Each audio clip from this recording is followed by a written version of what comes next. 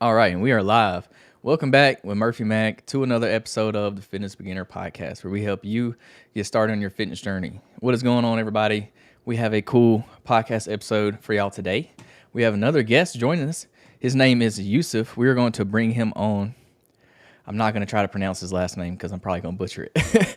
But I'm going to let him introduce himself and tell y'all a little bit about him before we jump into things. So go ahead. You have the floor. Yeah, I think the easiest way to say it is, I'm just a guy trying to make it and survive in this world. Honestly, just fight every day, and try to look after money, health, which has to do with the mind, and obviously get a good girl in my life, and that's really all I go after every day. So, girls ask me like, "What do I do for work?" Or people ask me, I'm like, "I don't know. I fight every day. I don't know. I'm a guy. I like those things." So. That's what I think in my head. So, yeah. So you've made a pretty big change in your health in your life. So that's kind of what I want to kind of get into today. The podcast is called the Fitness Beginner Podcast. So the whole idea is just to help people, get started on their journey, try to motivate them, let them know kind of the basics of things. We don't dive too deep into like the weeds of science and stuff, but we like to just tell stories. I think that kind of helps people relate more. So I like to dive kind of into your fitness journey and what kind of got you into it. sure. And then we can go from there. Yeah. So, okay. Yeah, I can. I've never really been a person who's been like way out of shape. I might get like 5 pounds overweight, 10 pounds overweight, but not like I always look fairly fit, but it doesn't necessarily mean I feel very fit and very good, So I've kind of played tennis for a very long time. So that's helped me kind of stay in good shape.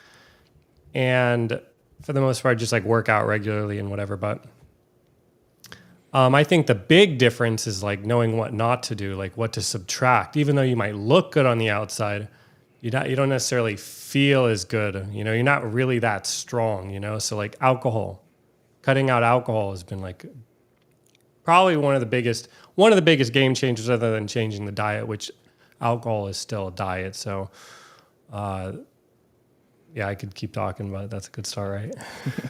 Yeah. And what I meant to say, you made a change. I didn't necessarily mean like you lost a bunch of weight or whatever, but you had a change when it comes to your business. So you have some successful businesses that you run. And from what, I guess, I don't know how to say her name. Lanevi sent me. Yeah.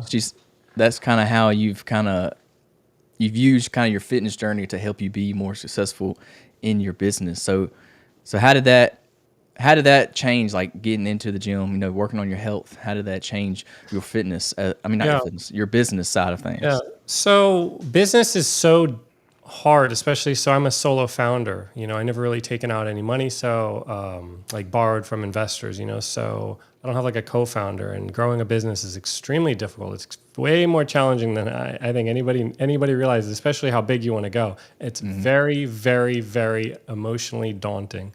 You need to be like in tip-top physical and mental shape. That's why I think you see all these people like they talk about like, running and having a good diet. Yeah, I could not survive through the storms I've experienced, like if I were to like drink a bunch of alcohol or not work out, like I just can't sustain it physically. I don't feel good enough. The weight is too heavy.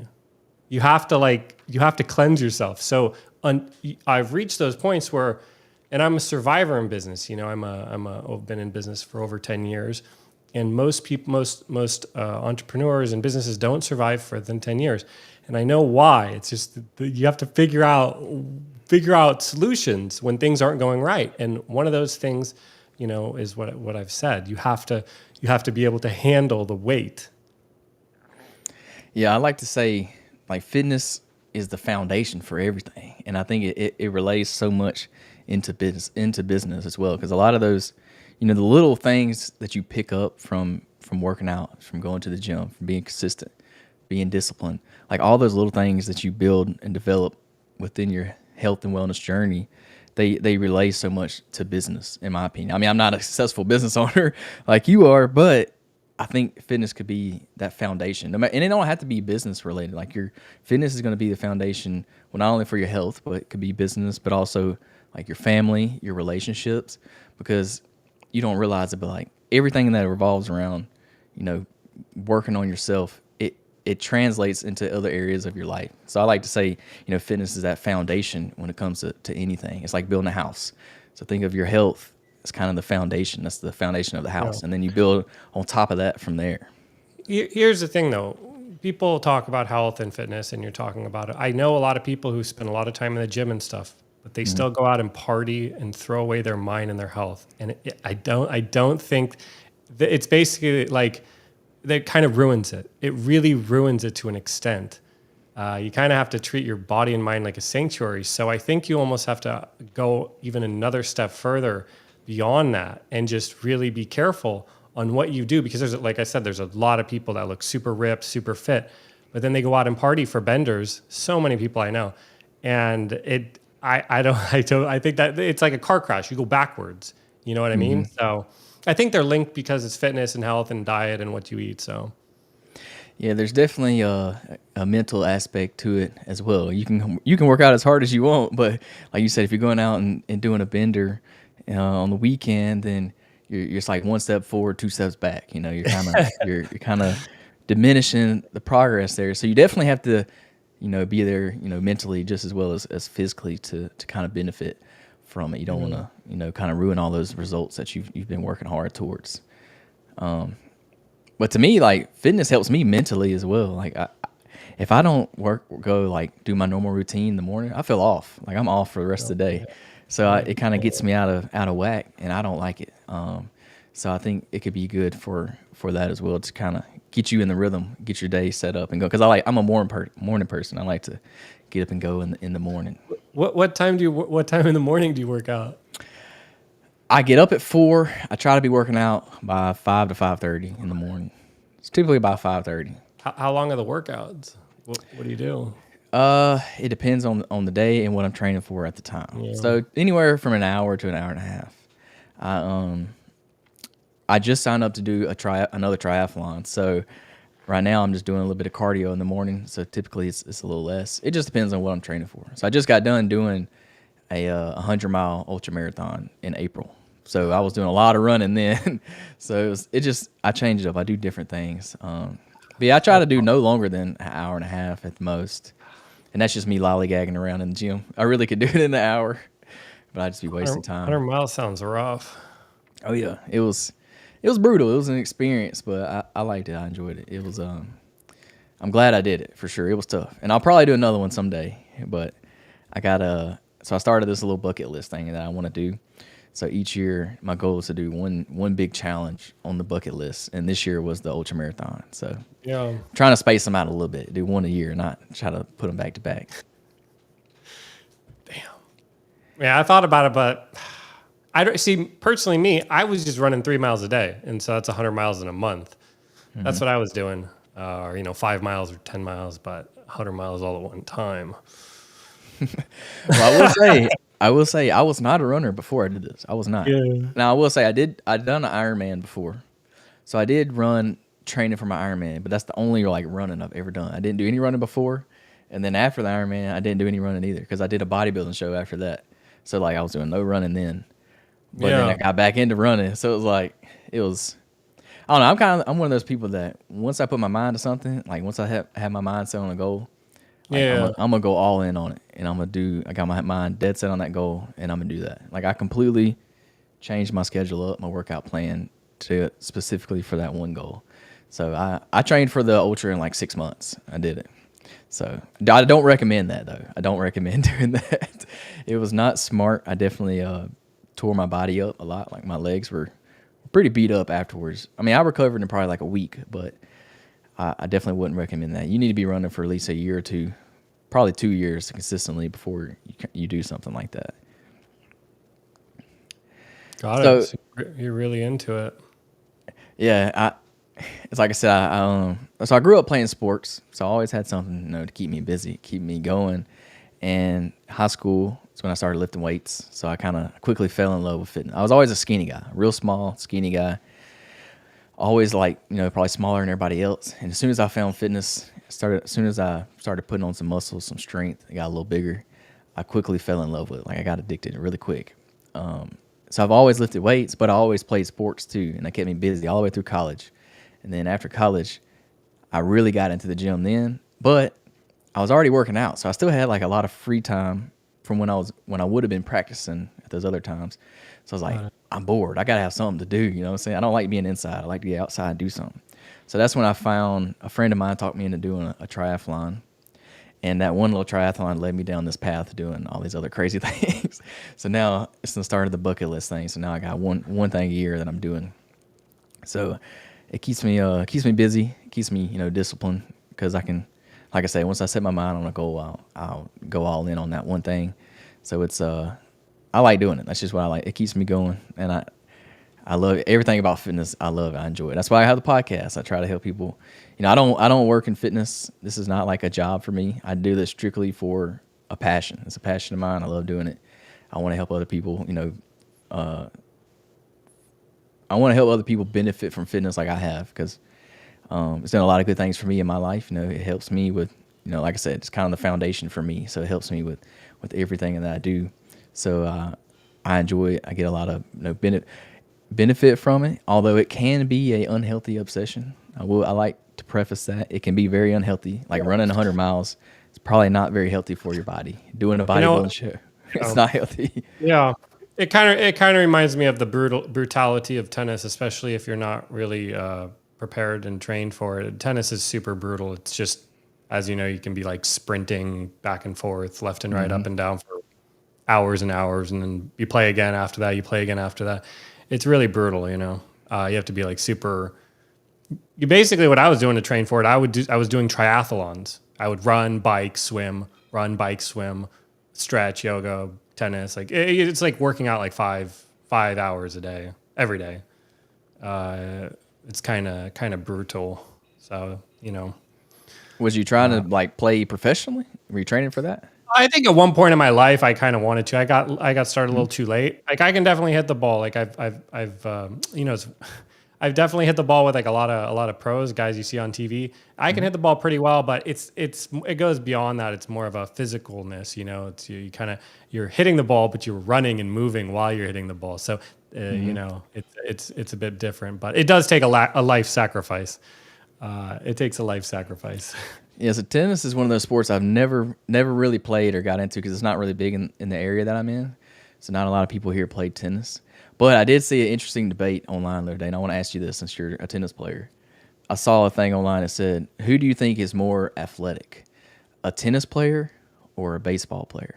Yeah, that's like, I mean, I know the answer easily. So I used to play baseball. I played soccer and baseball growing up. I was one of the best. I was the best baseball player in the league when I was like 11. And I was, I got pretty good, and then I didn't get as good because I didn't have coaching. But so I know what baseball is like. It's basically you're hitting a ball, but you're not moving. And I was a catcher and a pitcher, so I was in, I was in the two occupant spots that got the ball the most. Tennis is combining baseball and soccer, but you don't get to pass the ball, and there's no clock. It just until it ends. So you combine Barry Bonds, you combine Ronaldo, and then you also take away the clock. It's until the score reaches something, and you cannot pass the ball. That's how challenging it is. So your answer is obviously tennis. It's way more difficult because of the solo-ness of it, and also to become a world-class player, like to be ranked, you have to figure out how to get support and money. That's why a lot of these people have like backing from their family. So it's just like it's so you take the amount of professional tennis players who make a living and you compare it to how many of the other ones make a living. It's the percentage ratio is very, very small. I know a ton of great tennis players, but they just don't make any money. Yeah. So it's way harder. They play dude, 2 matches in a day, 1 match back to back. Like every day they're playing year round. They don't play 160, they don't play like every this or that and pass the ball. It's crazy, dude. It's crazy. That's an interesting topic. See, I played baseball growing up, so I was wondering what a tennis player how they would answer this question because you can definitely see you definitely have to be very athletic, but there is a big difference when it comes to a single person sport, like you said, and a team sport. It is a lot harder when you're the only person out there.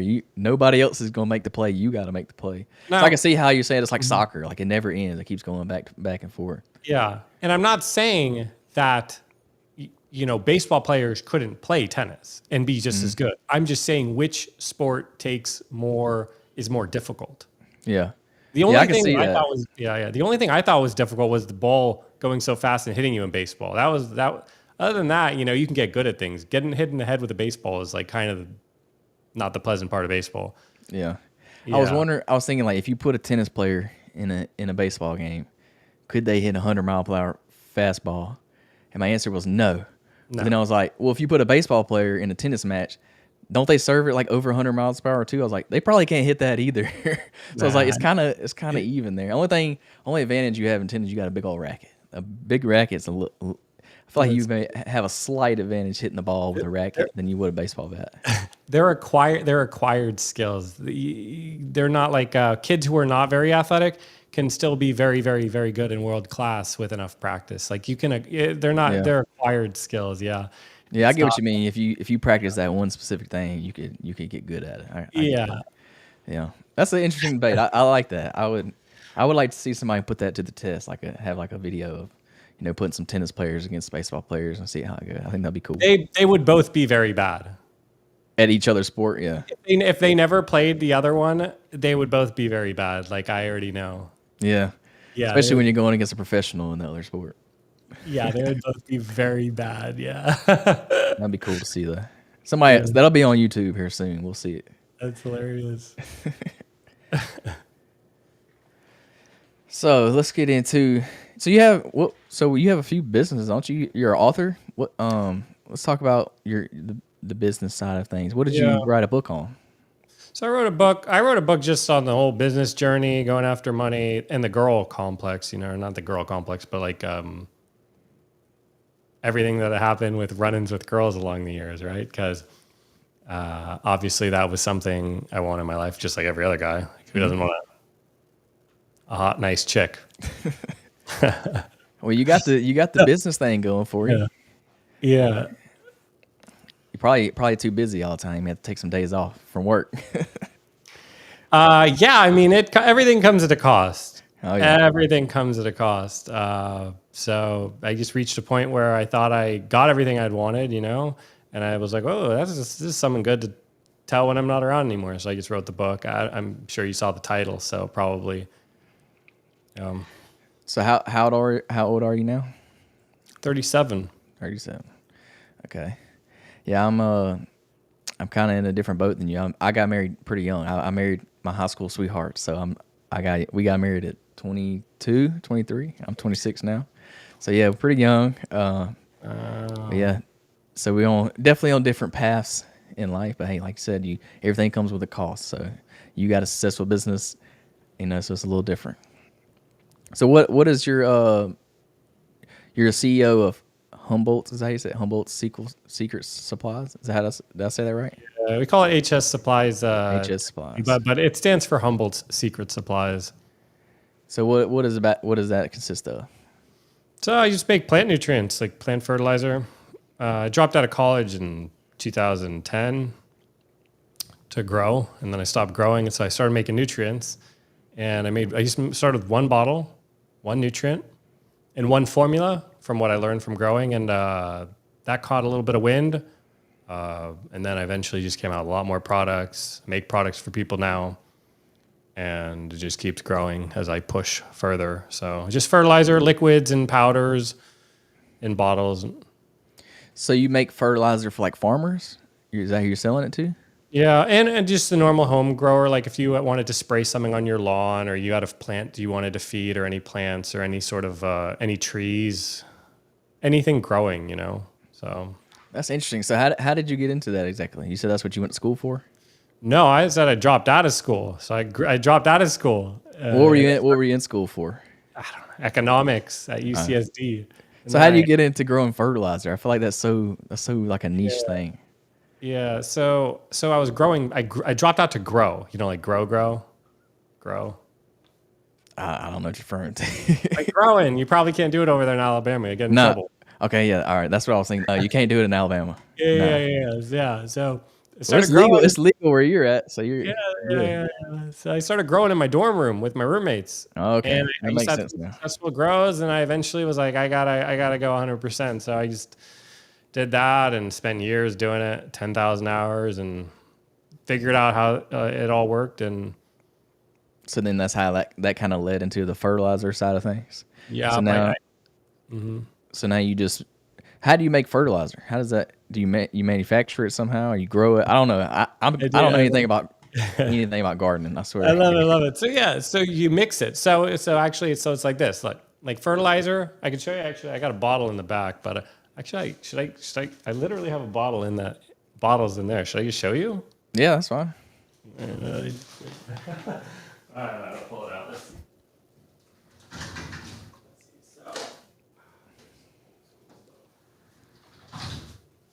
All right, let's check this out. This is actually one of the original bottles I made. It's called Humboldt's Secret Golden Tree.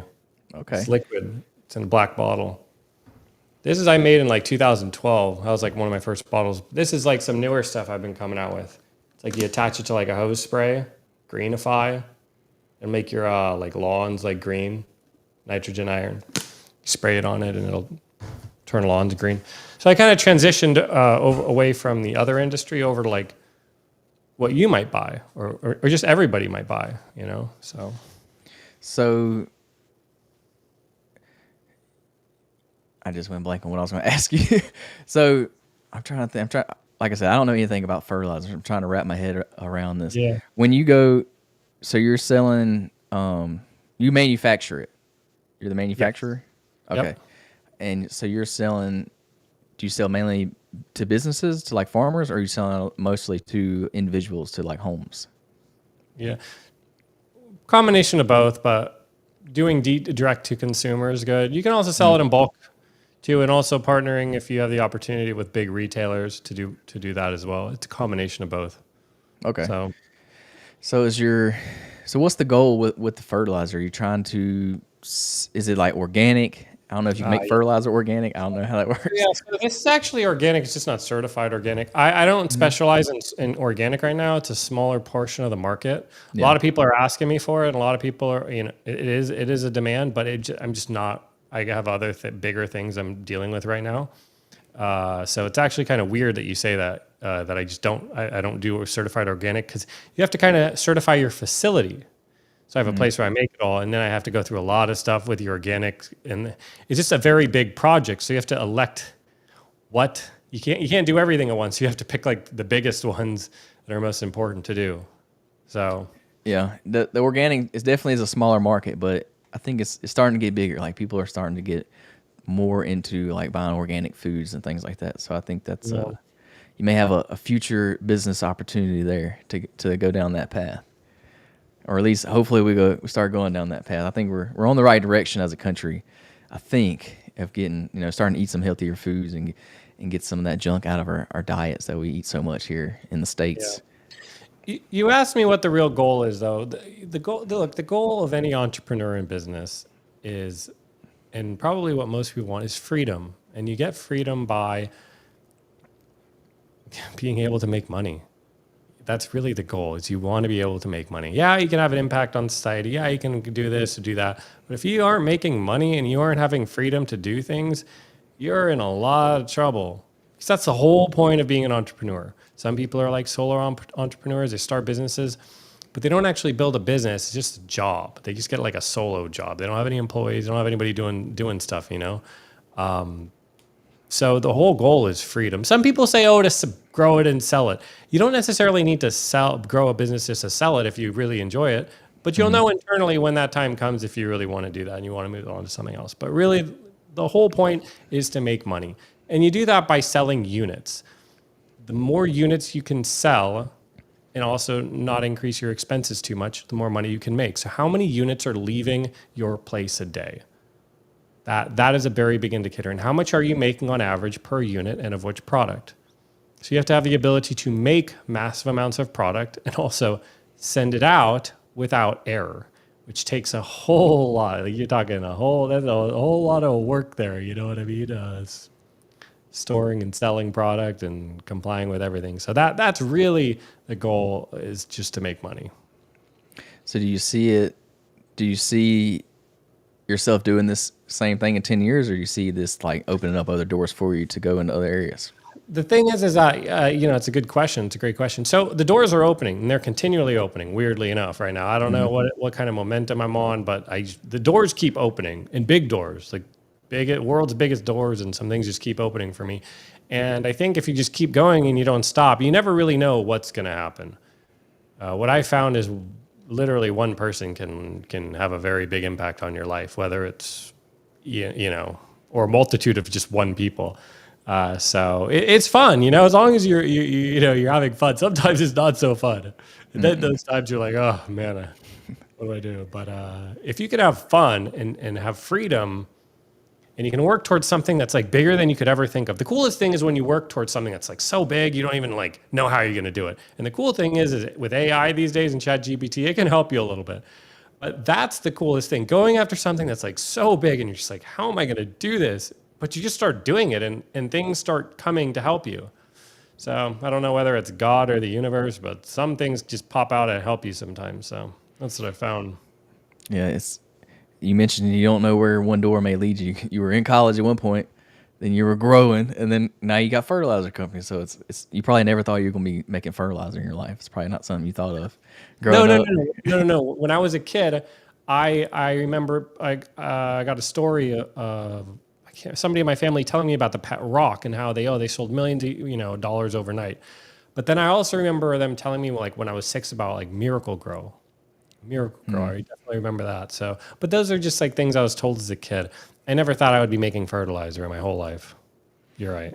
It's funny how all these businesses come about. If something like one thing leads to another, leads to another, and then boom, you have something that you're successful at. So it's kind of cool how a lot of these companies come about nowadays. It's like, I don't know, little things that make a big difference. So how does fitness play a role in your business? So how do you kind of utilize that to I'll show you some to of be my successful? I got my bench press right there. I got my Bowflex dumbbell weights over there.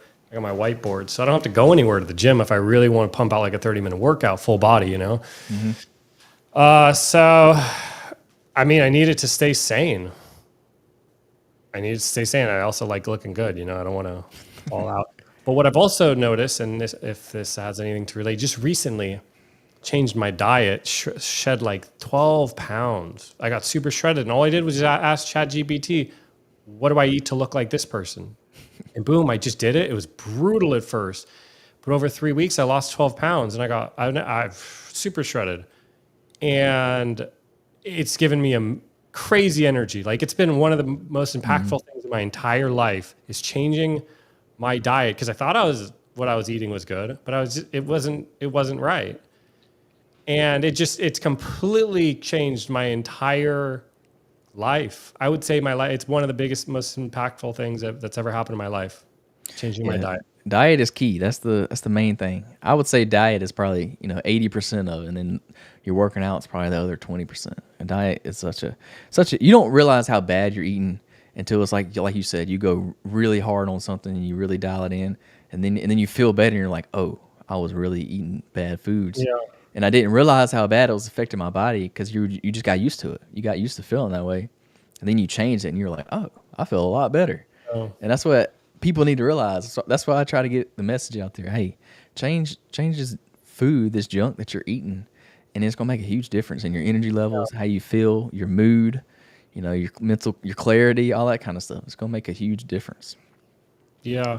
And you asked what what about fitness and everything, right? You asked me those questions. Why do I do it? A lot of it was there's an aesthetic part, but more importantly, when I was playing tennis, that was a big part too. Like, in order to be really good at tennis, you have to be an animal, like in all shapes and forms. But I think that now I'm 37. When I was younger, I wanted to be big and strong because I was a little bit skinnier in high school. So I think I went through a period where I did want to work. I was working out hours a day in my, to get big and bulk up.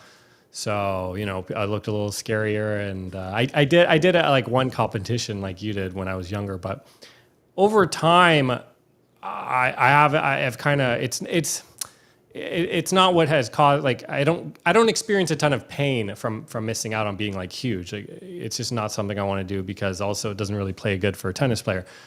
For me, what's caused me the most pain is not having enough money to do the things that I want. So, as much as I'm super into fitness and all that, I'm kind of my mind is focused on business a bit more, because that's what's caused a lot of pain. It's changed over the years. So, yeah.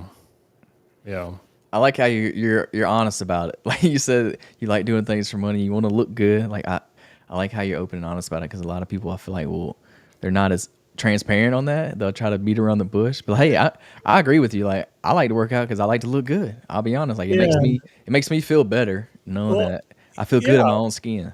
If people are less prone to pick fights with you, at least when I was in high school, man, I got picked on. I had to deal with a bunch of bullies and stuff. But I'll tell you what, when I gained 43 pounds, I went from a buck 48 to 187.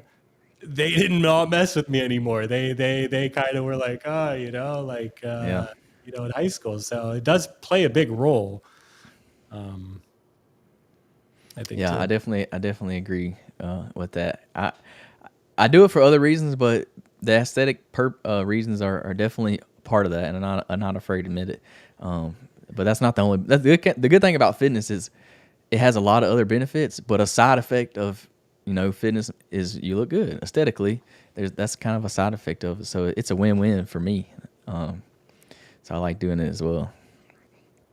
So how do you said you got a bench and some weights behind you? Is that kind of how you approach fit? Is that the only kind of workouts you do? Do you go to the gym? Are you still playing tennis? Like, what's your fitness routine look like now? Fitness routine. So I played tennis yesterday. It's hard. I haven't been playing a bunch of tennis lately because I played so much tennis. I was playing almost too much tennis that I kind of felt like I should be doing other things. My body's like, you shouldn't be out here right now. So I go through periods where I work out every day and run 3 miles every day, and then I go through periods where I'm just like working. I literally don't have time to work out. But then I'm like, oh shit, like I haven't, I need to go run. I need to work out. I need this 30 minutes to work out, or I need to do a bunch of push-ups, or I need to go run around the block or play tennis. I kind of listen internally to what I need. I get on the scale, look at my weight, I look in the mirror, I kind of know where I'm at. I'm not trying to be like Superman right now, because I just got some really big things I'm dealing with in business. So it's opportunity cost, and I've already played so much tennis, and whether I can bench more weight or not, it doesn't really matter to me, as long as I look the same, sort of. I might. So yeah, I'm really stoked. Yeah, so I don't have any super finite goals right now, although I do like playing age group tennis. So maybe when I'm 40, when I'm in the 40s and I play these tournaments, I'll be more dedicated to it. But right now, it's growing a business is pretty tough. It takes a lot of mind. Yeah, you definitely go through different stages when it comes to like your fitness journey. Like you said, you're not really trying to get bigger right now. You're not necessarily training for tennis right at this moment because you're busy with business side of things. So it's important to know that you're gonna go through these different periods, because I think a lot of people they get dead set on one way, and then when that changes, it gets them all out of whack and gets them off. But you just gotta know, like, life's gonna throw curveballs at you. Things are Yeah. gonna change. You're gonna start a new business, so your schedule's gonna change. You may set a new goal, like you may start trying to train for a certain sport. So Yeah. you're gonna go through these different phases, and people got to realize that, because Yeah. a lot of people are hard on themselves, and they take it, they kind of beat themselves up about it. But you just got to be okay to to roll with the punches. You gotta be flexible. Yeah. I mean, I think that if you think, exactly. It just depends on what your goals are. If you want to be super jacked or this, or you want to be able to run 100 miles, you're going to have to put in the time. And if you do that, you're going to lose out. Everything comes at a cost. You're going to miss out on some other stuff you could be doing. So,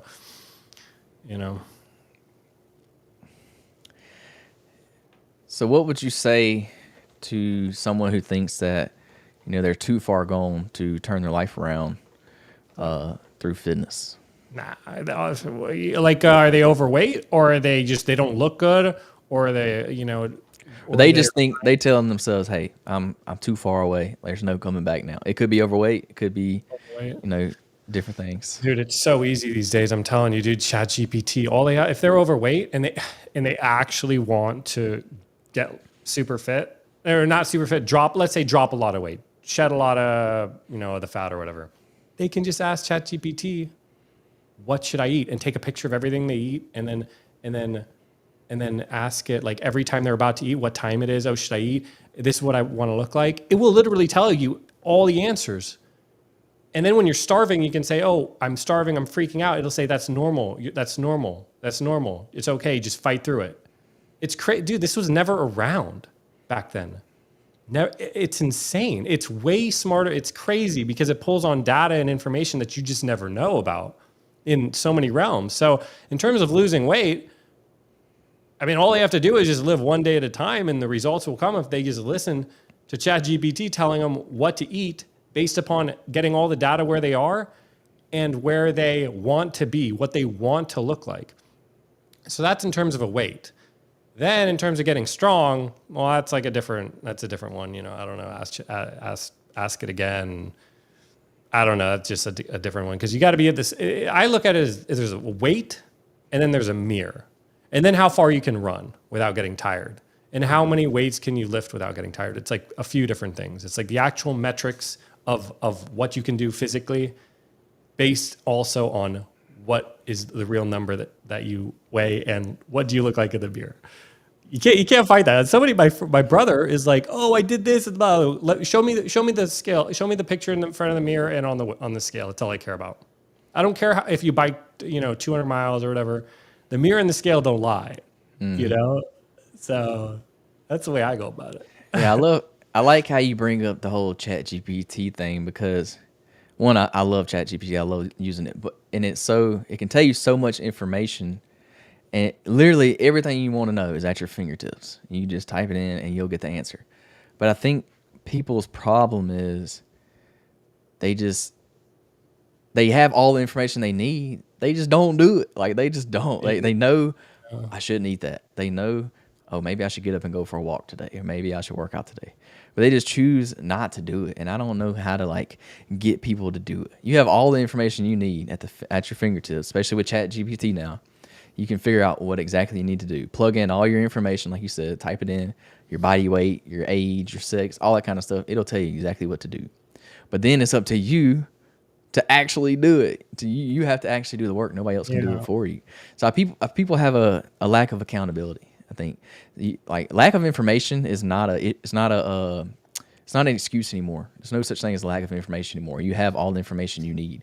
It's all a lack of discipline, a lack of accountability, and they just don't want it. They say they want to lose the weight, but they don't. They don't make change. So I don't know how we can get people, to be more accountable. Usually it's when they experience enough pain that something flips, and it's probably happened with both me and you. It's not like I'm talking here like, oh, I've always been this or that. Like, dude, I partied for 2 or 3 years. Like I went out and did like nonsense. You know what I mean? But it's because, like you said, I didn't want it. So you have to really want it. You have to block out everything else that controls your thoughts too. Like family, people, or friends. Everybody who's going to convince you not to think any different. You have to block out. So it comes at a cost. It's definitely not. It's not easy, but it's definitely possible. Yeah, you definitely have to make sacrifices. That's what a lot of people don't get. It's kind of like you said earlier. Like people will start working out, they'll start eating healthier, but then on the weekend they'll go do whatever they want to. They'll go back to to the bar, eat whatever they want. So you got to make sacrifices, and that comes with a lot of things: the foods that you're eating, the time that you're spending, the hobbies that you're participating in, the people that you're hanging out with. That's a big one that a lot of people, they don't want to sacrifice. Because I get it, like when you've been friends with somebody for so long, but a lot of times those friends may be the reason that you're overweight because they're going out eating McDonald's, drinking beer, whatever it is they doing. Yeah. So you're gonna have to make sacrifices at some point if you really want it. Yeah, yeah. I feel like we're usually at fault for everything. Most of the things that happen, we're at fault for. We can elect to. There's this cool book. Yeah, have you ever listened to it? Power of Habit. It's like one of those habit books. It tells you how like habits are formed and patterns. You know how you like fall into the loop? Like you're in a loop of like working out. You work out at the same time. People do the same things. And there's ways that habits are formed. There's like cues, location, event immediately preceding it. I'll give an example. Like Friday night, 6 o'clock, get a text from the same person. San Diego, 6 o'clock, Friday night, text from a person. What ends up happening? You go out, party your life away, maybe go on a bender 2-3 days. Your whole next week's shot repeats, right? So the Power of Habit book tells you how that loop, that pattern, and that habit was formed, and actually how to deconstruct it and not have it happen again. It's very powerful. Once you're in a habit loop, they're very powerful. So you have to understand how they come together. So I found it a little helpful when I was trying to change my behavior. Yeah, it's like the habit stacking that you hear. You use one habit to kind of stack another habit on top of it. So you kind of relate the two things together. And it's kind of like you said, you get in the rhythm of doing it. Well, when you do this one thing, it leads to you doing this other thing. So like maybe me setting my gym clothes out to be ready to go to the gym in the morning. Yeah. Well, since I set those out, now I'm more likely to go to the gym because my clothes are right there and they're ready. So it's kind of I like utilizing that. Like I'll relate them to each other, and that kind of helps me, stick to my routine. Like in the morning, I have a certain thing I do, then I do this, then I do this, then I go to the gym. So it helps. And the problem is we all get in that rhythm, and then we don't want to break that rhythm because so if you're going down the wrong path, you got to make some changes, and you're always gonna feel that resistance. You don't want to change because there's resistance there, but a lot of times when it comes to resistance, a lot of times on the other side of that resistance, you'll get a breakthrough. There'll be positive results on the other side of that resistance. You just gotta, kind of fight through it and make that change. It's like you said, making a habit. I think somebody said there's so many hours you have to do something to make it a habit or something like that. I can't remember exactly, but you gotta work through that resistance, and eventually you'll break through and make it a habit, and then it'll be much easier.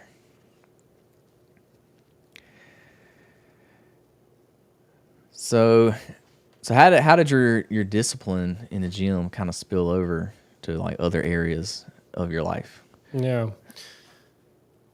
So is that what she said? The girl said. What did she exactly say in the submission thing? Oh, there's all kinds of stuff on here. She definitely said. I did not write all of that stuff, Okay. but I glanced over it. So I think she kind of, just discipline in general. I wouldn't even say discipline in the gym. Just discipline in general. There are months where I go and run 3 miles every day, and then I work out. So I do a workout, 30 minutes of weights, or about 40 minutes, probably 40 minutes of weights, and then I'd go run 3 miles every single day. I could do that in about an hour and 10 minutes because I just didn't have time. That would be something I did every day for 30 days or 60 days. But I cared about more about like what would happen on the tennis court. So I had to do a lot of stretching as well, and a lot of tennis playing. So that's why I didn't really spend a whole ton of time necessarily in the gym. But if you count like all the other stuff, it's like a lot of time. I like running outside. I don't like running inside. I like running in the sun. I agree. I do a lot of running on the treadmill, unfortunately, but I would prefer to run outside if I could. Oh yeah. Yeah, you gotta run. You gotta run outside. I don't know if you got a beach, dude. There's this beach in San Diego. I'd run. It's like 5-6 miles, right next to the ocean. You get a tan. You get an ocean view for while you're running. You get to meet some girls. I met a lot of girls on those ocean runs. Yeah, that would be nice. Unfortunately, I'm not that close. I'm about an hour and 15 minutes from the beach, so I can't do that. Unfortunately, Run there. You can run there. Yeah, then I got to get back somehow. It's got to be less than 100 miles. Yeah, probably a little less. I think it's like 80 miles or so, something like that. I ran once I ran once. It was way too far. My legs hurt afterwards. Just my feet hurt after running 15 miles. Yeah, you definitely got to build yourself up to it. It takes a while. Running is one of those things where like it takes you years to really progress when it comes to running. Oh yeah. Yeah, you gotta. It takes. That's why you see some of your best runners are a little bit older when it comes to like athletes. We Oh think athletes, we think people in their 20s. Athletes are very yeah. young, but when it comes to runners, like some of your strongest runners are in their 30s and 40s because it's taken them that long to like build up that Yeah. endurance. I know what you mean too, because when I was running and I was thinking, oh man, it'd be cool to run 100 miles. I started running 3 miles, 5 miles a day. And then I got to the point where it's like, oh, I could easily run 10. It just starts getting easy. But if you stop restarting Yeah. again, you suck. If you don't I'm use it, you'll awful. lose it.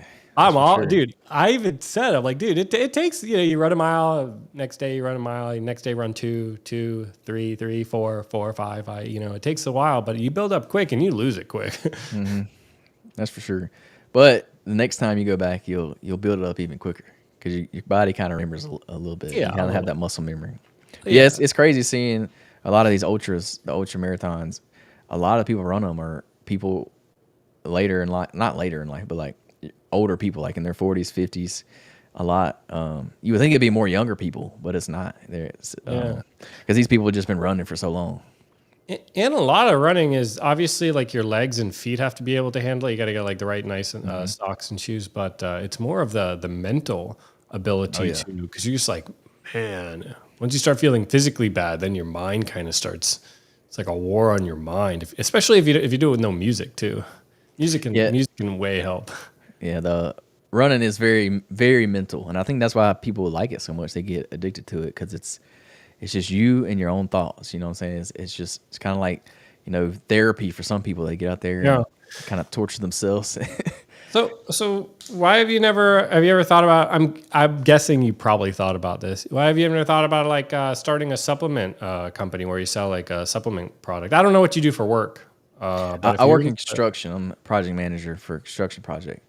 I've definitely thought about it before. I'm not educated enough on it. I don't know enough about supplements. You know what I'm saying? Like I take supplements, but I've never dove deep into like the science of them.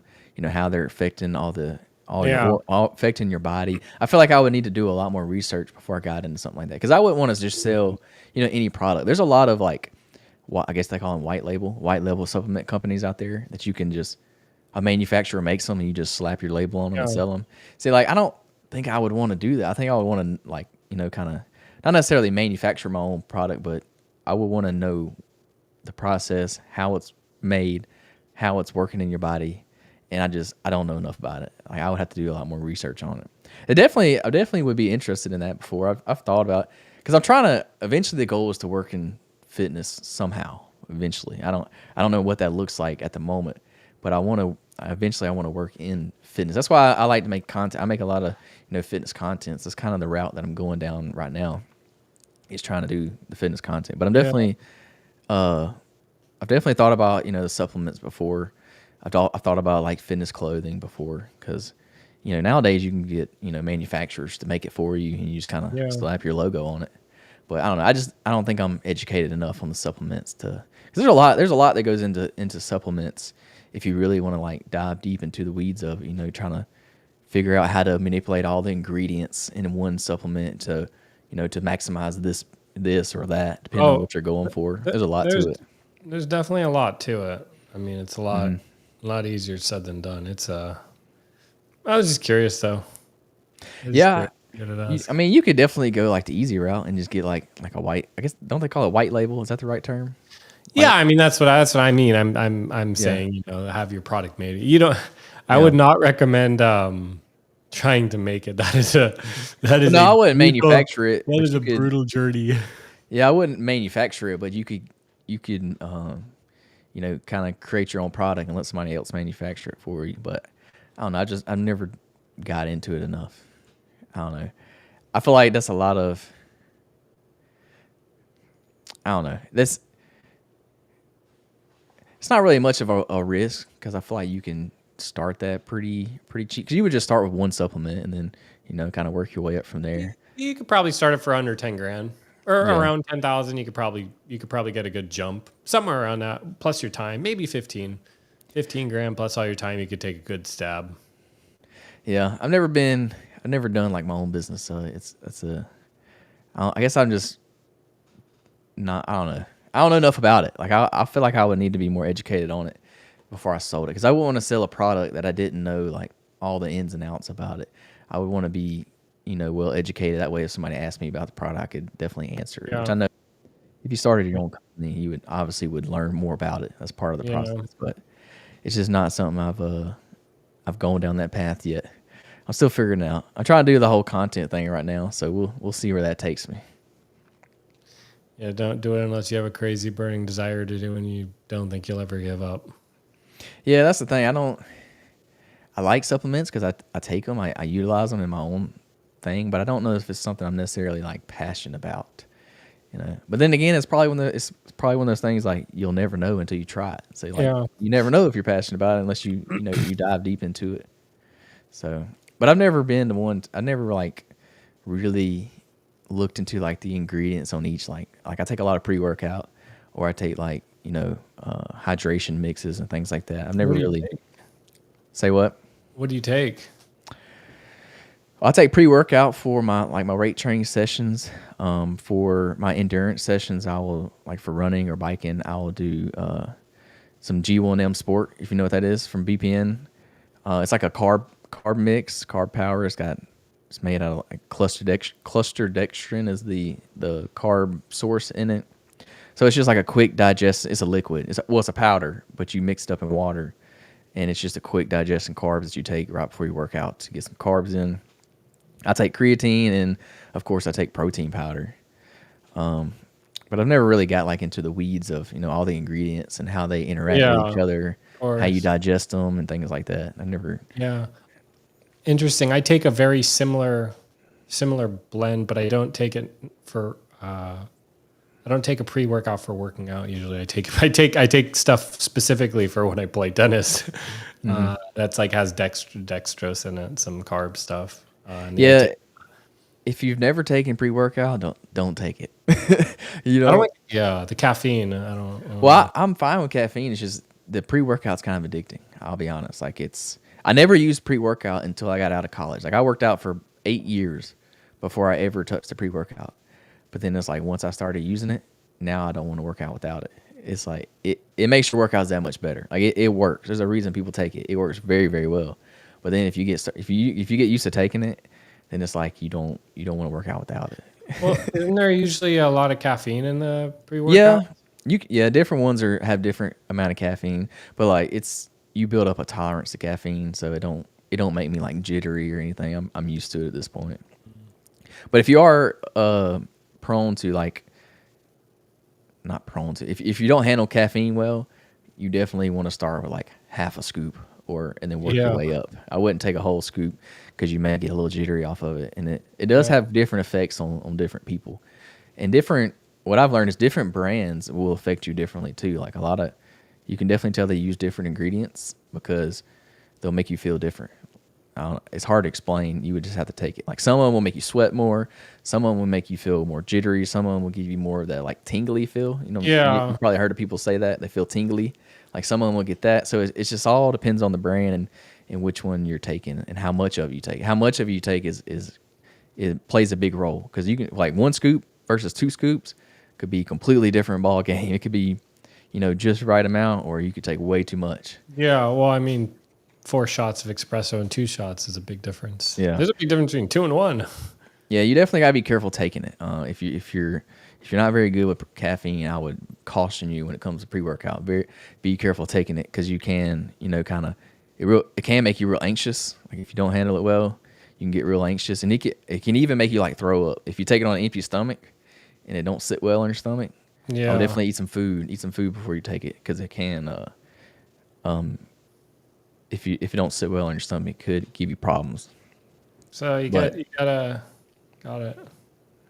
But yeah, I mean, if you've never taken it, I would never take it because if you don't need it, Yeah. there's no point in like trying to utilize it. Honestly, all you need for some pre-workout is some coffee. Like that's what I took before. Like when I was in high school and college, I literally just drank coffee. That's all I would drink, like a cup of Yeah. coffee in the morning, and that was it. And that's all I needed.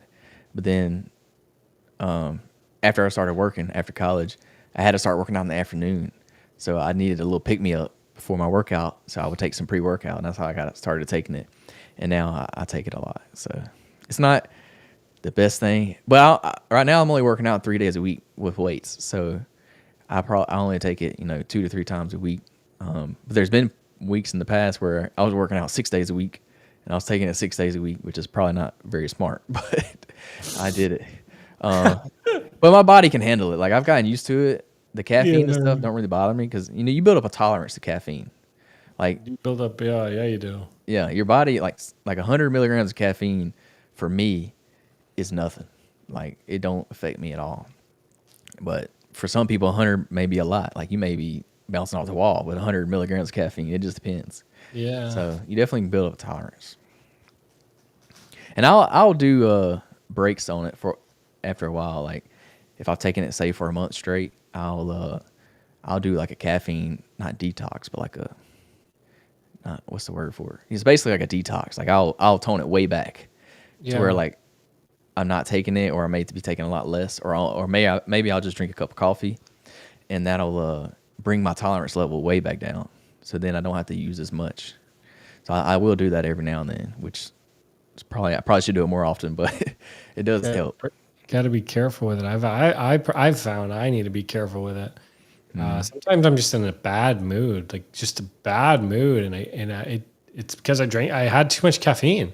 It's happened to me so many times. So I literally cannot have more than like one shot of espresso in the morning, unless I'm do like a crazy. The cool thing is if you do a crazy amount of exercise, like let's say you ran a ton, and you did some crazy workout, or you could actually drink a little caffeine after that. But if I have too much caffeine and I haven't worked out, I go insane. It's like almost like I'm like a rat in a cage, or like a tiger in a cage. I'm just like, I have all this stuff. I need to go. What am I supposed to do? I need to get it out. I can't get it out. I'm going crazy. So Yeah, I definitely wouldn't take pre-workout if I'm not going to work out. I would not take that. I only use it for working out. I wouldn't use it for anything else because it's like you said, you'll be jittery. You'll be bouncing off the wall. You're trying to get it out. yeah. So I definitely wouldn't use it for any other reason. But that's interesting. Go ahead. What were you gonna say? I'll say that's interesting that you said it puts you like in a bad mood because it does the complete opposite for me. Like caffeine makes me feel better, and I'm definitely in the better, especially on the pre-workout. The pre-workout, I don't know what ingredients they put in it, but it gives you like super good clarity. Like you will be locked in. Like it makes you very focused, which part of that's the caffeine, but there's other ingredients they put in there that help with this. I don't know what they are, but like you'll get some of the best workouts you've ever got in if you take pre-workout. Yeah. Because I don't know what they put in it, but and different ones make you feel different. But some of them will give you extreme like clarity, extreme focus, and you'll be locked in on your workout. Like, and that's all you're worried about. Like nothing else is going to distract you. You ain't thinking about nothing else. You're worried about your workout, and that's it. And that's kind of why that's why I like it so much. That's why I take it, because I can focus on my workout, and that's all I'm worried about. I can get in there, knock it out real quick, and I can get out. So it's kind of funny. You said it makes you feel bad because it does the opposite for me. Like I like taking it because it makes me focused. It locks me in. And it gets me going. But I could definitely get what you're saying. Like if you're not going to do nothing after, you may be, kind of running in circles trying to get all the energy out. Or they're driving around like, I don't know, driving around no destination or something. It depends. Like if I have a Starbucks cup of coffee and I haven't had one in a while, yeah, I'm gonna feel real good. But if I keep doing, there's like diminishing returns sometimes, Yeah, and it can give you like some anxiety sometimes if you take too much caffeine because it makes you like worry. You're like jittery, so you gotta be careful. You gotta know your caffeine tolerances, and definitely don't take too much of it because it could be a negative thing. So what's next for you? You say you talked about you may be training for tennis. You have any other fitness things you may be looking forward to doing or in the future? Or is it all business right now? You locked in on the fertilizer? I'm just trying to stay at my weight, stay fit, stay cut, not drink any booze, not do anything stupid, and grow my business and meet a nice chick. It's, That's awesome. yeah. That's kind of what yeah. You got to do some more sunset beach runs. That's what it sounds like. I personally, I think I was honestly, I'll tell you, I think that I was focusing too much on everything that had to do with working out and dude, because I was working out, yoga, biking, tennis, and I stopped having to. I started the yoga studio, and those are 1 hour hot C2 yoga sessions. They're super brutal. After I learned, I'm like, dude, I can't waste the time driving there. I gotta be able to do this stuff in my place. You know, so like, and so I was spending almost too much time doing that. Where I'm like, whoa, I'm like, I'm like, I need to do other stuff. Like I shouldn't be focusing this much. So, because I'm getting older, I gotta, there's other stuff I gotta tend to. So, but I just think staying in tip top stellar shape, I like having a clear mind. I like this. I like having a clean diet. It gives you crazy energy. It's like it's caffeine without even drinking caffeine. Literally, I don't know what kind of state. You even see guys, talk about it, like the kind of state it puts you in. It kind of puts you in like hunt mode. So I don't have any plans of doing any bodybuilding shows like you, or I'm just trying. You definitely got to have a balance when it comes to things, and it definitely can become unhealthy. Like you said, you were spending too much time. So for you and you're working on your business, that was kind of unhealthy for your business, because you're wasting time, spending too much time. You need to be doing other things. So you got to find a good balance, and that balance is going to look different for everybody, depending on what your goal is, what your schedule looks like, what your job is, things like that. So it's definitely important to find a balance and know that you don't have to kill yourself. Like you can take days off. You don't have to grind every day. Yeah. The weird thing is that I was doing way more. For one, just like an hour a day for me is honestly enough. That you can do a lot in it. 1 hour a day. You can do a lot with a good diet. But even just the diet had more of a dramatic impact on me than any kind of almost to an extent, a lot of exercise that I could have done. My brother was telling me, "Oh, I'm in the gym," but I was like, "Oh, but what do you weigh on the scale? What are you eating?" And he's like, "Yeah, man, like, the workouts just are not enough. I got to change what I eat." Absolutely. I mean, you don't even have to step foot in the gym to really see a different when it comes to losing weight. Like a diet is the majority of it. Like I said earlier, it's probably 80%. The other 20% is everything else you do. But yeah, you don't ever have to step foot in the gym to lose 100 pounds. It strictly could happen, in the kitchen, what you're putting in your body. Food is fuel. It's not, you don't eat for pleasure. Food is fuel. It's how you survive. It's how your body functions. It's not, you pleasuring yourself by eating food. I think people, what you said is true. People can lose that kind of weight and they don't literally, the funny thing is the people could lose 100 pounds by just not doing anything. They don't even have to do anything. They just have to stop. Yeah. They just have to stop doing, actually. Like, they don't actually, if they're lazy, it's actually will help. Just stop eating. Just don't eat very much. And, be careful of that. And it will just disappear. It's not going to be fun. The first little while is not going to be fun. It's going to feel like you're starving, which is like the worst. Dude, I'm like looking up at my ceiling at night, and I was so hungry. I was just hungry, like my stomach just did not like it. I did not like it. I couldn't sleep. But then with all that, I couldn't sleep. I started working. I'm like, oh my God, I'm alive. It's like I just had a cup of coffee, and I'm not even doing anything. I'm just not going to the fridge or the cupboard where I just go automatically. You walk you walk there like a million times. You look for stuff. And so it's really easy, but you have to have a lot of self-control because that food is genetically designed by people with a lot of money up top that want your money and they want to get you hooked. Those chips are incredible. I love those chips. You give me Doritos, I would love to eat the whole bag. I would feel terrible afterwards. That's why I don't have them in my place. I don't have a lot. I don't have any of the stuff in my place. I don't buy, I don't shop at Costco and buy big stuff. I don't buy anything in bulk unless it's like a bottled water or toilet paper. I shop like every 4 or 5 days for just like lean chicken and ready to go arugula or all this stuff. Some stuff will last longer, but I don't buy anything in bulk to save. Like food, I do not buy in bulk. Mm-hmm. Other than if it's like oatmeal, or stuff, that will last for a very, very long time. So that's a huge one. Yeah, I like to say out of sight, out of mind. Because if it's not there, then you don't think about eating it. So I'm the same way. I can't buy like snacks or junk food in my house because I will eat it. Like if it's there, I will eat it 100%. Dude, but I just can't buy it. Like I can't buy it. My wife so kills funny. me. Dude, my wife does that junk, and I hate it. I will eat it too. I will do because the other day, you can eat a little bit of chocolate. So I'll go and I'll buy at the store enough chocolate for me to just eat that day. Mm-hmm. Look for the small stuff. Dude, I bought a big thing from Trader Joe's the other day. I'm like, I could do it. I bought this big jar. I started eating what I should eat. All of a sudden in the middle of the night, I start eating a bunch. Next day I felt terrible. I took it, threw it away. I'm like, dude, it's a war. It is a war between these manufacturers of food and us.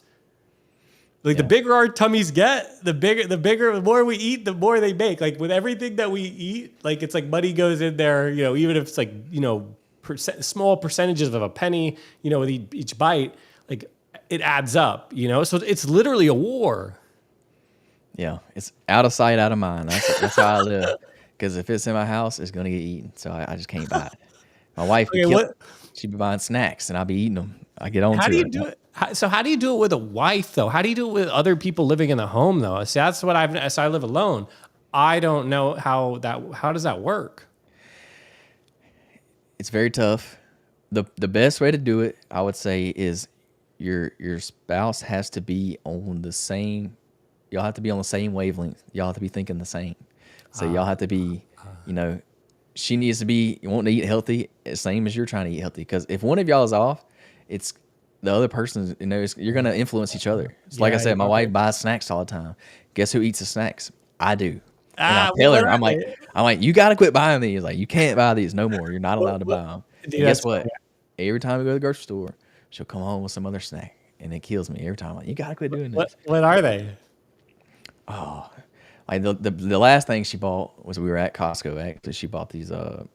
They're like little Reese's cups, but they're supposed to be healthy. They're like a healthy brand. I guess it's like dark chocolate and healthier peanut butter in it. I don't know, but you started eating them all. Yeah, I can't do it.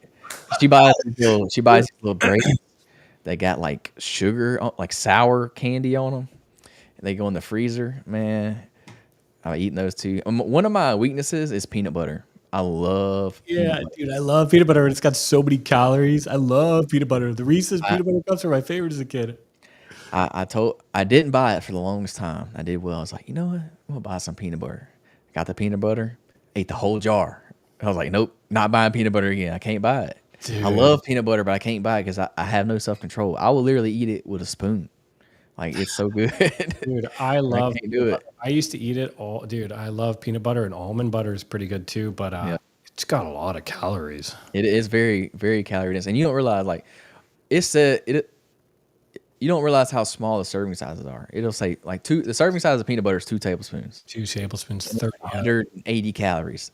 Well, you don't realize how small 2 tablespoons it's not very much. Very, very small. When you scoop a peanut butter in your spoon, you're probably getting like 4 or 5 tablespoons. So you're eating like 400 calories. A tablespoon is close to like a spoonful. Yeah, but I'm getting like a big spoonful. I'm getting a big spoon. I'm getting a big old scoop. That's funny. I don't know how big your spoonful. I'm talking like the spoon, like you put in the spoon and then it's flat across. Yeah. If it's flat, not like that. Not like that. But I ain't getting it flat. it's standing up off the spoon when I get Oh, it. that's hilarious. Yeah, Yeah, yeah, so that's my problem. I can't buy it no more. We just threw away our last jar. I told my wife, do not let me buy any more peanut butter. Don't let me do it because I'm gonna that's eat it all. hilarious. That's my weakness is peanut butter. That junk's good. I'll be honest, man. It's tough, dude. If people, I've had, it's very tough. Like let's say a girl buys a bag of Doritos and brings it to my place. I'll eat. I'm eating those Doritos. I'm Yeah. eating some of them. Me too. And that's the thing, like you don't have to be perfect. A lot of people think you gotta be perfect when it comes to your diet. Like you don't. Yeah. I still have dessert. I still have Yeah. it. I don't have it every single day. But I will have it. Will enjoy good food. And I think that's where a lot of people they go wrong because they think you have to eat perfect all the time. You don't. I like a good 80-20 balance. If you eat good, 80% of the time, you can kind of slack off a little bit those other 20% of the time. So you just got to Yeah. kind of figure out what works. You don't have to be perfect. You Yeah. can't enjoy those guilty pleasures. You can't have the peanut butter every I now and think then. I think what happened when let's take it back to when you said about the 100-pound, people that think they're way too far gone. You know, they're they could do it, but they can't do it with the same rule, let's say, of the 80-20. You can eat good 80% of the time and not good 20%. I think that when you're so far gone, you have to do a lot of makeup, in order to kind of get back on track. And then once you're on track, then whatever, like eating some stuff here and there, it's not going to have a big impact. Yeah, yeah. If you're trying to make a major change like that, yeah, you definitely got to lock in. But then Yeah. once you get like we say, once you get to where you want to be to your goal, then you can kind of Yeah. find a good balance and have whatever's sustainable for you. Because it's not. Let's be honest, like it's not sustainable to eat perfect all the time. Like it's not. Like you're not going to eat a diet 100% of the time. It's just not sustainable. You're gonna Yeah. want to eat something else eventually. So And it's good. you just got to find that balance. It's going to taste real good too when you eat something else. Oh yeah. Well, what you'll find is, and once you start eating healthier foods, once you start eating, these things, your palate will change. Like you'll start to like those quote unquote health foods. You'll start to like those more, and you'll enjoy those more, and it won't be as like bad. Most people think, oh, if I want to lose weight, I gotta eat salad all the time. I don't want to eat a salad. But what you'll find is once you start eating those, you'll grow to start liking those. Like you'll start to like salad, you'll start to like chicken, you'll start to like the vegetables that most people don't want to eat. Your palate will change and you'll start to enjoy those things more. So what I was eating, what I changed and mostly ate for weeks when I changed it around, like I'd say 6-7 weeks ago. I just started making salads, but I would just use arugula, 6 ounces of chicken, throw it in the microwave. That was already like pre-cooked from like Trader Joe's. Throw it in the microwave, cut it up, throw it in there. Put some olive oil on it in there, some lemon juice, some salt, and some guac from guac packs, and mix it around. That was my salad, which had protein in it. And then I would throw vegetables. I don't like vegetables, and it's a pain to like get them ready. So I would get pre-cut vegetables in these bowls, and then I would throw it on the stove, throw some olive oil in there, not too much because that has a lot of calories too, like a tablespoon, and then salt, and then stir fry it around, have some bamboo shoots. It tastes super good. It tastes super good. Like both those combined with the guac, the olive oil, the lettuce, the lemon chicken, the salt, the olive oil, the vegetables. Dude, it tasted incredible. It probably tastes better to you now than it did when you first started eating it though. Because you kind of get like acquired taste for it. You start to like the things that you eat more often. Yeah. So you Well, enjoy it. Like if somebody else would look at your food and be like, I don't think that's gonna be very good. But to you, it tastes very good because you've kind of gotten that acquired taste for it. I think also from seeing what actually happened from doing it gave me a lot of positive reinforcement. And so it's like, the rat going to cocaine. He keeps going to cocaine. And then I'm like, oh, well, that made me feel this good. I'm like, man. And then you start looking at not as food, you start looking at it as fuel. And you literally start looking at it. Like I was looking at the vegetables and all this stuff. And I'm like, I'm literally becoming these vegetables. And they say you are what you eat. And I'm like thinking this is what I'm becoming. So, yeah. And also when you don't eat a ton, it tastes pretty good. When you're not always eating, every time you get to eat or you eat, it tastes pretty good. Yeah. When I was on my bodybuilding show, man, I was counting down the clock of when I could eat. I look forward to every meal. Like and it tastes good. Like when you're literally like starving, any food tastes good. Like I was eating chicken and rice, and it was the best food I ever ate in my life. Like people used to look at my meals and be like, "How do you eat that every day?" I'm like, "This junk tastes good." Like this, I don't know what you mean, but I look forward to this chicken and rice every single meal because it's like my food, like it changed. All my palate Changes changed. as I well. enjoy. I actually liked all the meals that I ate during my. I, mean, I didn't eat just chicken and rice. I ate other things as well, but it was all what people would say healthy foods. But I enjoyed it. I like every bit of it. Any kind of like the meat, vegetables, rice. Like I really like, and I still eat those meals today. Like I still eat them because they're good to me. But it's not something that people would look at and be like, "Oh yeah, that looks really good." But it's funny how when you start eating healthier, it's like one, your palate would change, but two, you get the benefits from it. Like you said, like you feel better. Like hey, I'm gonna eat this meal and I'm gonna feel better out after it. I'm not gonna feel terrible. I'm not gonna be bloated. It's not gonna sit on my stomach for a Yeah, while. It's yeah, gonna you give you energy. It's gonna give you fuel, like you said. It's not gonna weigh you down or anything. So you get the well, mental benefits from it too. no. Yeah, and I don't think people realize like, look, I've eaten plenty of Indian food in my life. I love In-N-Out. I used to eat In-N-Out burgers, double, two double doubles, everything on it, uh, chopped chilies, both onions. After tennis, and I mean, I eat everything and anything because I don't naturally gain a ton of weight. Like I'm not afraid I'm gonna gain like 30 pounds. Hmm. But I'll tell you what, it has a huge impact on you because it messes your stomach up, especially when you're not used to it. Then you really notice you're like, damn, and then you could have an awful next day, like awful. You know what I mean? Like your stomach just does not like it. You're in the bathroom the whole time. So, well, a lot of these foods do that to you once you get off of them. It's almost like a drug, you know. Once you get off of all this other food and you start eating it cleaner, you realize you're like, damn. And then when you lose it, I don't know anybody else, everybody else, what they go through, but I literally will lose a day and I'll be miserable if I ate, let's say, like the last time I ate two double doubles, I thought, I do that all the time. Dude, I was done the next day. Indian food, done for like half the day the next day. It's not pleasant, like you think you're gonna die in the bathroom. So, Yeah, yeah. So not all the time. I mean, obviously not all food, but I'm just saying if that happens. yeah. Some foods definitely will affect others more than others. It depends on how your stomach kind of digests it. But yeah, it's like you said, people, you get so used to eating that way that you don't realize how bad it's making you feel or how it's affecting your everyday life, your routine. You don't realize it because that's your new norm. If you eat it all the time, that's normal to you.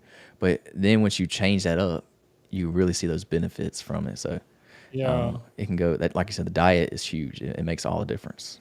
People get tired, and I was always very tired always, and so then you think Hmm. you need a lot. And then what people do, they drink a lot more caffeine. Hmm. Because even just eating just like a little bit of the wrong food at the wrong time of the day can do whatever to your blood sugar, and all of a sudden you get tired. You ate too. You shouldn't have eaten this heavy of a thing, and now you're super tired like the whole day, and you Yeah. gotta lay down. Yeah, it definitely affects your mood and your energy is a big result of what you're putting in your body, the fuel that you're putting in your body for sure. So yeah, I think that's all I got for you. I don't want to keep you too long. But yeah, if you so where can people follow your journey, your business? Shout out all your Oh, socials, your website or anything like that. just my name. Everything's usually just my full name: Instagram, LinkedIn, website, full name Yousef Benhamida. Been so where are you from? California originally? You're I grew up in Boise and I moved to California around 10 and have been in the state so ever what is since. your ethnicity? You Oh, I'm half Middle Eastern. okay? Like my dad's from Algeria. Mom's mostly white. So I'm just a half Middle Eastern white Algeria, kid. that's you would consider that Middle Eastern? That's Africa, Uh, right? yeah, but really, like Mm-hmm. Morocco, Egypt, Mm-hmm. and Algeria are pretty similar. And it's pretty much, like we're not black, Mm-hmm. like there a lot of Africa. It's more what you'd find like in Saudi Arabia or a Middle East or a Middle Eastern country is kind of what people in the North Africa are mostly like. You ever been over there before? Never been. you say is your dad from there, or is he's from here? He's from there. Yeah, I inherited some date trees that are in Algeria because we have a date farm, but it's so third world, and I just never went over there. Sometimes there's like wars there, but Yeah, it could be. yeah, it's very third world. Yeah, that's interesting. I want to make it over to Egypt one day. That's on my bucket list. I want to go to the pyramids. I just want to see them. I don't know why, but I have this weird, not obsession, but I have this Yeah. weird thing where I want to go see them for some reason. So we'll see. Just like you said, it may be kind of dangerous over there. So I mean, a lot of people go to Egypt. yeah, Egypt's cool. I want to go for sure. I want to check it out. But that's on my list. That's on my bucket list of places to go. Yeah, yeah, you should go. I want to make it over there one day. But yeah, that's all I got for you. You got any questions before we get off? You got any kids? You getting any kids soon?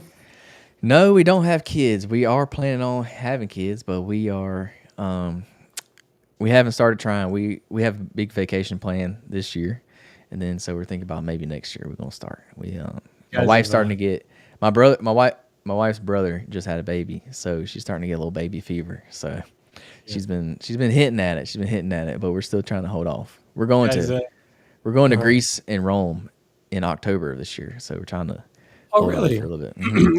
Not Mykonos, right? Mykonos?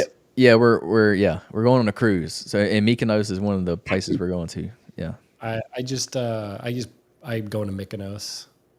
Yeah. That's the one with all the white buildings, right? That's everybody sees in Greece. I think that's I it. just booked the thing to go to Mykonos this month. Awesome. Yeah. It's we're pumped about it because it's probably gonna be we try to take a big trip every year for our anniversary. So that's what this is for. So we've taken 3 trips so far. This will be the 4th one. So I'm looking forward to it. I'm a little scared to fly that far. It'll be the furthest flight I've ever taken. So I'm a little nervous. It's a long flight. I've never flown overseas before. So. Yeah. Actually, the planes that go overseas are bigger and heavier and have less turbulence typically than the smaller airplanes I found, depending on what airplane you go on. It's a Boeing 777 is what we're going to be on. Yeah. It's a bigger plane. I've never been on one this big. They're pretty nice and comfy when you're on it, actually. Yeah, I don't like flying. Yeah. The biggest plane I've ever flown is like an Airbus A320. So it's got not two rows, but I got a set of seats here and a set of seats here. It don't have no big middle row. But I think the one I'm going to be on has one of the big middle row. Like you see on a movie, that's what we'll be on. The planes you fly domestically are a lot smaller than that in the US, and that's all I've flown on. Well, you're going to be safer flying than driving to the gym, so just know that. Yeah, that's what I keep trying to tell myself. I'm like, flying is still the safest form of transportation. So I keep telling myself that. Dude, I hate flying. Dude, when the plane is popping up or moving, dude, I do not like it. Even though it's fine, I do not like it. I've never really had a problem with planes until this year when all these planes just started crashing all of a sudden. Like this year, for some reason, there's been a bunch of plane crashes, and you've never heard of them before, like commercial flights. Yeah. Like you will never hear commercial planes crashing, but this year I've seen a couple of them. Like they just had that one in India, and then they had the one that hit the helicopter, the American Airlines that hit the helicopter. That was in the U.S. And I don't know. I've seen a couple of them, so I don't know. It's just weird to me that all this is happening all of a sudden.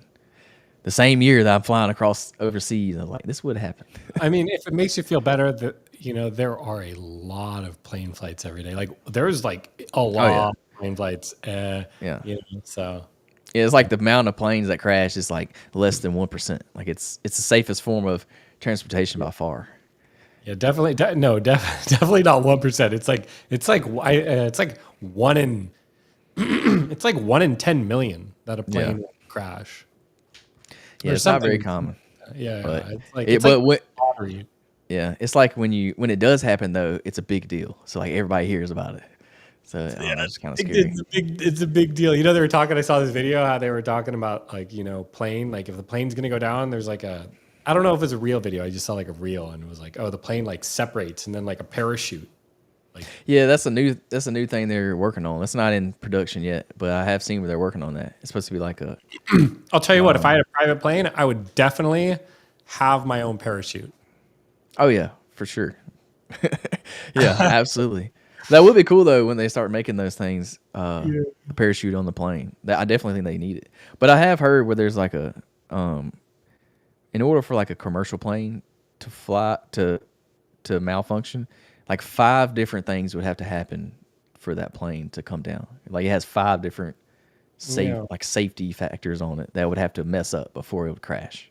a lot of So things. a lot of things would have to go wrong for you to crash. So it makes you feel a little better. I did know a pilot who was a pilot for like 40 years, and I asked him, like, does anything ever go wrong on the plane? And he's like, in my 40 years, nothing ever happened. I was like, oh, okay, that makes me feel a long time. You've been on a lot of flights in 40 Yeah. years. I actually used to work at a plane manufacturer. There's an Airbus in my local where I live at, and I used to work there.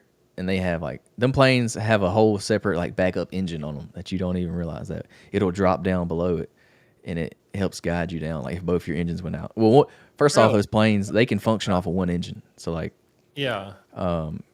so you got two failure points there, and then it has another one that will drop down the bottom, and it'll help. It's not like an engine. Really? It's weird how it works, but it's like it's not a full size engine. It's smaller, and it drops down at the bottom, and it'll help guide you to lower you down.